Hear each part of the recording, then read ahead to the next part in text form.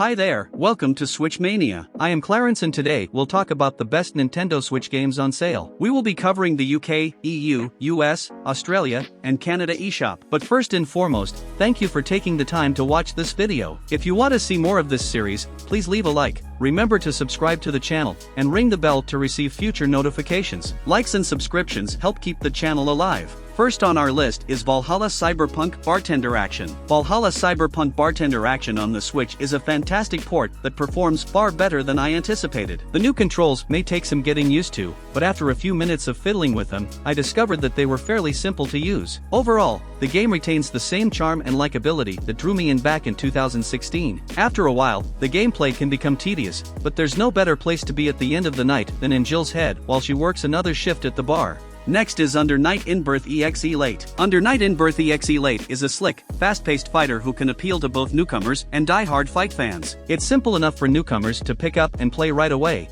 but it's deep enough to satisfy die-hard fans. It features 21 fighters who, despite their anime appearance, are far more exciting than they appear. The Chronicles mode provides plenty of food for thought for visual novel fans. This is easily one of the most well-rounded, satisfying, and immediately engaging brawlers on Switch, with the best training and tutorial modes we've ever seen in a fighting game. Even if the online mode appears to be in need of improvement, fans of the genre will find plenty to enjoy here. Next is Teenage Mutant Ninja Turtles, the Cowabunga Collection. TMNT The Cowabunga Collection is without a doubt Konami's best release in a long time. It meets and exceeds all expectations. Except for the lack of difficulty settings in the arcade games, this collection finally gets it right. Digital Eclipse and Konami have done their fans proud by providing a complete library that isn't hidden behind a paywall and by including extra features and bonuses. With online play and rollback netcode as icing on the cake, this is now the best retro collection available. This could be Digital Eclipse's best release to date. Anyone who enjoys beat-em-ups, the Turtles, or the history of video games in general should own this.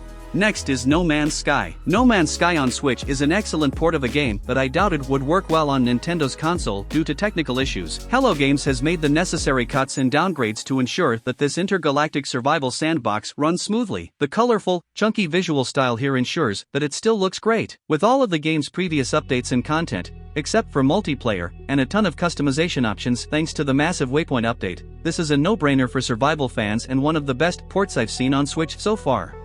Next is Monster Hunter Stories 2, Wings of Ruin. This vibrant RPG is always enjoyable to play because there are so many cool monsters to discover, the mechanics are complex, the story is engaging, and there are some fantastic characters to meet along the way. Monster Hunter Stories may second be the best game for catching monsters on the Nintendo Switch. The game is enjoyable for both Monster Hunter fans and those looking to try something new. Monster Hunter Stories 2, Wings of Ruin is the ideal JRPG for Monster Hunter fans as well as anyone looking for a memorable adventure with stunning graphics on the Nintendo Switch. Overall, Monster Hunter Stories 2 is a fantastic way to hunt with some of your favorite series monsters in a charming world with a story to discover. Next is Monster Hunter Rise. The best Monster Hunter game ever made is Monster Hunter Rise. It has a lot of differences from the other games in the series, but it also brings back the best parts of each game, both in terms of gameplay and monsters to fight. Anyone who enjoys action games should try it out. The Sugimoto team was able to create a nearly perfect way to play by carefully combining Monster Hunter World's best parts, such as the classic structure of the old episodes, with new features and significant improvements to the game's quality of life, such as the canine and the wire insects. Monster Hunter Generations Ultimate. Once you've gotten past Monster Hunter Generations Ultimate's complicated and out-of-date systems, the game will keep you on your toes with the most exciting gameplay and rewarding loop that few other games can match. Veterans will feel at ease as well. G-Rank is waiting for you. Monster Hunter comes to Nintendo Switch with a nearly impossible-to-beat episode. Even though hunting the old-fashioned way is better than ever, it's possible that we're missing out on more changes or a more interesting graphic face-washing. On Nintendo Switch, Monster Hunter Generations Ultimate begins a new hunting season. It's tough, deep, and literally monstrous from every angle. Next is Battle Chasers Nightwar. Battle Chasers Nightwar is a fun JRPG with a confident, colorful personality that stands out from the crowd, despite the name sounding like it came from a name generator. Despite the fact that it is based on old ideas, the easy-to-read comic style and a couple of fun mechanics that encourage experimentation make it feel new. It also does not waste your time with unnecessary filler. Depending on your skill level, you'll probably spend around 30 hours on the critical path, which is relatively short for an RPG. Aside from the main quest, there's a lot of side content to keep you busy, and there are 3 heroes you'll probably ignore on your first playthrough. Next is Steins Gate Elite. If you've already completed the visual novel, you may want to skip this, but the animation may be worth your time. If you haven't seen Steins Gate or are new to visual novels, this is a great place to start due to the lively characters, intriguing story, and beautiful animation. One of the best visual novels ever created returns with a fantastic new look, and it's more important than ever to play it. Even if you haven't played the original game, it's worth playing this version just to see all of the amazing cinematic scenes. Production values that are careful and respectful for a story that will stay with you forever. Next up, AI, the SOMNIUM Files. AI, the SOMNIUM Files is a must-play for fans of detective games. It's risky, creative, and intriguing, and it feels like the visual novel genre's next step. People who were disappointed by ZTD raised many valid concerns, but I believe they have all been addressed here. It isn't perfect, but its flaws are minor, and it still has the best story I've seen in a video game this year. AI has a lot to offer fans and newcomers alike, so don't pass it up. Overall, I can't get over how much I enjoyed AI, the SOMNIUM Files. Because of the great characters and story, the different ways to play, and the fun investigative parts, it's a must-have for fans of Japanese detective games. Next is AI, the SOMNIUM Files nirvanA Initiative. AI, the SOMNIUM Files nirvanA Initiative is a game that no one should miss. It has a lot to offer fans of mystery games, visual novels, and the sometimes bizarre ways in which Spike Chunsoft games tell stories. nirvanA Initiative is a worthy sequel to one of the year's best sleeper hits. It has difficult-to-solve puzzles with satisfying solutions, a story that is as strange as it is good, and characters who stick with you. The nirvanA Initiative works hard to keep your attention on AI, the SOMNIUM Files at all times. As a result, the roller coaster ride is thrilling from start to finish. Next is Thronebreaker, The Witcher Tales. I would recommend this Switch game to anyone if it weren't for the fact that card games are a bit of a niche and can be difficult at times. This is a shame, because this is the most impressed I've been with a title that goes beyond the series' core ideas. Thronebreaker, The Witcher Tales, on the other hand, is more than just another game in the Witcher series. It's for anyone looking for a challenging and lasting experience, and it's now available on Switch. Your mileage may vary depending on how well you liked Gwent in The Witcher 3, but if you're looking for a new take on Andrzej Sapkowski's dense world and lore, I can't recommend it enough. Next is The Witcher 3, Wild Hunt Complete Edition. The Witcher 3 performs well on the Nintendo Switch because it is a classic game that no other game can match. There's no denying the game's high quality, with a massive amount of incredibly interesting content, a meaningful story, and a carefully crafted world to explore. The Witcher 3 on the Switch is a marvel in more ways than one, and if you want a game that you can play for dozens and dozens of hours without feeling like you're doing the same thing over and over, look no further than this. Next up, Toodee and Topdee. Toodee and Topdee is a fun, challenging, and original game. With the press of a button, you can switch from a 2D to a top-down view, solve puzzles, and defeat cool bosses. If you enjoy puzzle games, you should try this one out. Each puzzle is unique, with its own set of challenges and difficult parts. So, even if a few levels are easy, you shouldn't expect the game to be easy. This game is exciting and fun because you have to plan ahead of time and sometimes make mistakes to stay alive. I enjoy puzzle games in general, and this one keeps me interested, engaged, and entertained so that I can continue playing. Next is Return to Monkey Island. I was as happy as a child when I returned to one of my all-time favorite video game series because of the characters, story, puzzles, and humor. However, the unexpected turn in the final hour, where they discuss nostalgia and how the journey is more important than the end goal, made me really enjoy Return to Monkey Island growing up with me. As a result, it made me appreciate the games that came before it even more, and the third installment made the series possibly my favorite of all time. Enjoy the swashbuckling adventure for what it is, a puzzle game with humor and, most importantly, fun. If you've been a fan for a long time, I hope you enjoy the trip down memory lane, but I think you'll find that the game, like we all, has changed. Next is Terraria. Terraria is best played alone, and the Switch version does an excellent job of bringing that most important aspect of the game to the forefront. This is a must-see if you've never played the game before or if you've played it before but want to play it on your Nintendo console. Just keep in mind that, for the time being,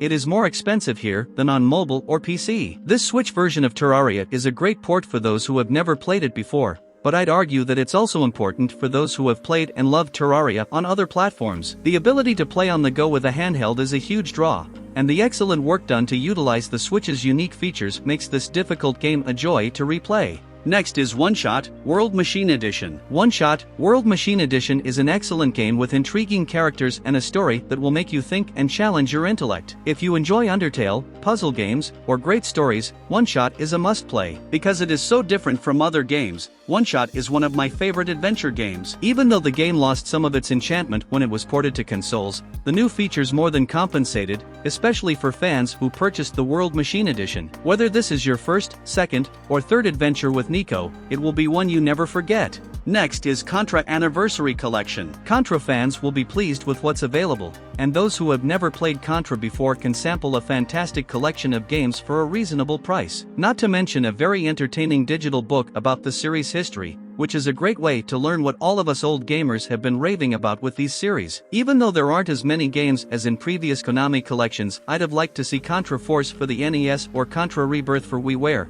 both of which are no longer available. The ones that are here are all excellent. The Contra games from the 8-bit and 16-bit eras are among the best run-and-gun games ever created, and having almost all of them in a single release with flawless emulation is a real treat. This is a must-have whether you're a fan of the series or just curious about what all the fuss is about. Next is Astral Chain. Astral Chain has a variety of games, but the majority of them are action games with great ideas and interesting, casual humor that doesn't distract from the serious plot. Platinum Games shines with a fantastic hack-and-slash video game that elevates the action genre with a fantastic mix of exploration, investigation, puzzles, and even some platforming gameplay. A fantastic game that only Nintendo Switch owners can access. Astral Chain is a fun and ambitious action game with a great gameplay hook that improves with each playthrough. It's just one of the reasons Platinum Games is so good at making action-adventure hack-and-slash games. Next is Dark Souls, Remastered. If you enjoy learning how games work and are willing to die a lot in a grim and uncaring world, Dark Souls Remastered could become your new favorite game. Dark Souls on Switch allowed me to rediscover my love for Lord Ran. It's a great fit for a handheld, and it's one of the most intriguing apps on Nintendo's expanding platform right now. Dark Souls Remastered is an improved version of one of the most influential and memorable video games ever created. It provides you with a mysterious, vast world to explore. Those who are brave enough to face its dangers will be rewarded handsomely.